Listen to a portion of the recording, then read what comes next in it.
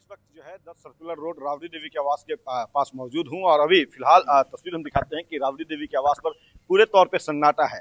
लेकिन जैसा कि एक अन्य मार्ग में हलचलें बढ़ेगी थोड़ी देर में, यहाँ भी जो संभावना है कि हलचल थोड़ी तेज होगी, क्योंकि आज राज्यसभा के लिए आरजेडी भी है अपनी दावेदारी जो है वो ठोकेगी। और जो एक प्रबल नाम आ रहा है उसमें तेजस्वी यादव का भी नाम आ रहा है कि तेजस्वी यादव जो है वो राज्यसभा के लिए नामांकन कर सकते हैं। हालांकि कल देर शाम जो है दूसरा नाम जो है एडी सिंह यानी कि अमरेंद्रधारी सिंह के नाम की भी चर्चा जो है वो तेजी से उभरी है।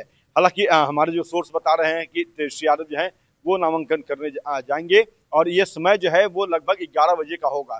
तो हालांकि आज बिहार विधान मंडल परिषद में विधानसभा में जहां नामांकन होना है राज्यसभा के लिए, वहां पे मीडिया की एंट्री नहीं है। लेकिन जो आरजेडी के जो लोग हैं या फिर एनडीए घटक दल के जो प्रत्याशी होंगे हैं सभी जो है वहां पे नामांकन करने पहुंचेंगे। और 12 बजे के करीब में जो है अमित शाह केंद्रीय गृह मंत्री वो उनकी भी पटना आने की जो है वो जानकारी मिल रही है।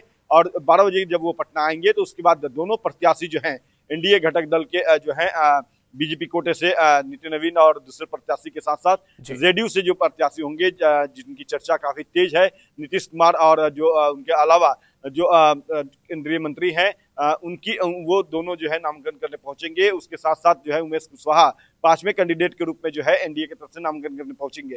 तो यह देखना काफी दिलचस्प होगा कि छठा प्रत्याशी जो है आरजेडी जो ये दावा ठोक रही है कि तेजस्वी या फिर अमरेंद्रधारी सिंह जो है वो अपना नामांकन करेंगे, तो वो तस्वीर क्या देखने को मिलती है। और अगर छठे प्रत्याशी के तौर पर आरजेडी से कैंडिडेट उतरते हैं तो उनको कितना समर्थन जो है वो मिलता है। क्योंकि कांग्रेस जो है उसके अलावा अगर हम बात कर ले लेफ्ट की जो पार्टी है, उसके अलावा आईपी की जो पार्टी है, उनके अलावा जो है एआईएमआईएम का जो साथ मिलता है या नहीं मिलता है, क्योंकि एआईएमआईएम पे ही सारा जो है दारोमदार टिका है। क्योंकि इनके पास अगर देखा जाए महागठबंधन के पास तो संख्या बल जो है वो उतनी पूरी नहीं हो रही है। अगर एआईएमआईएम का साथ नहीं मिलता तो ऐसे में नामांकन जो है वो शायद नहीं करने पहुंचे आरजेडी के प्रत्याशी। लेकिन आरजेडी जो है वो खुले तौर पे यह दावा कर रही है कि हमारे पास संख्या पर्याप्त है, हमारी बात हो चुकी है और उसी के आधार पर हम अपना नामांकन करने जाएंगे। तो आरजेडी जो है वो भी पूरे तौर पे छठे प्रत्याशी के तौर पे जो है अपना दावा ठोकने के लिए तैयार है। थोड़े देर का समय है, उसके बाद तस्वीरें बिल्कुल साफ हो जाएगी और तेजस्वी होंगे प्रत्याशी आरजेडी की तरफ से या फिर अमरेंद्रधारी सिंह, ये भी जो है इन अटकलों पर भी जो है वो विराम लग जाएगा। लेकिन सबसे अहम बात है कि अगर तेजस्वी जो है राज्यसभा के प्रत्याशी होते हैं तो ऐसी स्थिति में राघोपुर से जो है वो अगला कैंडिडेट कौन होगा, उपचुनाव जब होंगे तो उसमें अगला कैंडिडेट कौन होगा, तो उसके बारे में भी जो अंदर खाने से खबर है, आरजेडी के अंदर खाने से खबर है कि राजश्री जो तेजस्वी यादव की जो पत्नी है वो राघोपुर से चुनावी मैदान में ताल ठोकेंगी। और वो अगर चुनाव जीत करके सदन पहुंचती हैं तो नेता प्रतिपक्ष की भूमिका उनकी तय मानी जा रही है। तो कुल मिलाकर कह सकते हैं कि बिहार का जो दिन है राजनीतिक दिन आज काफी बिल्कुल, तो ये बड़ा दिन है आज के लिए। एक बार फिर से आनंद आपके पास आते हैं कि सीएम आवास की जो हलचल है वो बढ़ेगी। और अब जो जिस बात की चर्चा हो रही है कि जिस भूमिका में जेडीयू था वो भूमिका अब बीजेपी बिहार में निभाने वाली, यानी कि सीएम का चेहरा भी बदलेगा और सीएम का जो चेहरा है वो क्या बीजेपी से होगा, इसको लेकर भी संभावनाएं चर्चाएं लगातार की जा रही है। लेकिन अब अगला कमान किसके हाथों में होगा ये अब भी बड़ा सवाल बना हुआ है। आनंद, कुछ संकेत मिल पा रहे हैं, कुछ संभावनाएं क्या नजर आ रही हैं? देखिए, आपको भी पता होगा राहुल कि बीजेपी अप्रत्याशित घटना करने में माहिर है। और जब भी सियासी घटना, माफ कीजिएगा सियासी घटना, क्योंकि जब भी बीजेपी की तरफ से किसी भी स्टेट में चुनाव होता है तो कई सारे नाम चलते हैं लेकिन अचानक से कोई नया नाम से उभर कर सामने आ जाता है। इसका उदाहरण है हरियाणा हो या दिल्ली हो या फिर मध्य प्रदेश।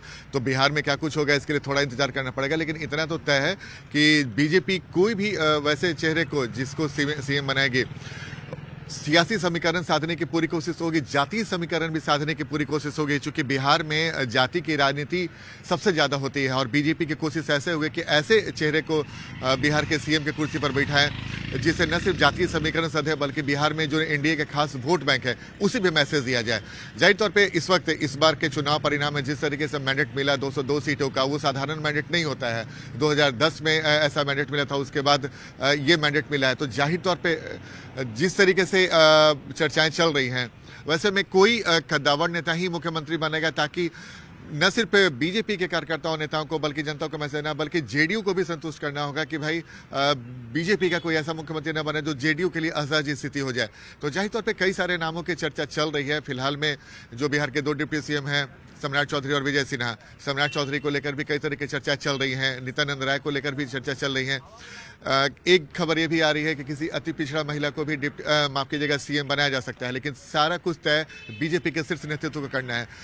लेकिन जाहिर तौर पे बिहार में आज का दिन बेहद महत्वपूर्ण रहने वाला है। बिल्कुल आनंद, आपके पास आएंगे आपके पास। और देखिए, इस वक्त की एक और बड़ी खबर से आपको रूबरू करा दे, और बड़ी खबर यही कि आज पटना अमित शाह पहुंच रहे हैं। नितिन नवीन का आज नॉमिनेशन होना है राज्यसभा के लिए।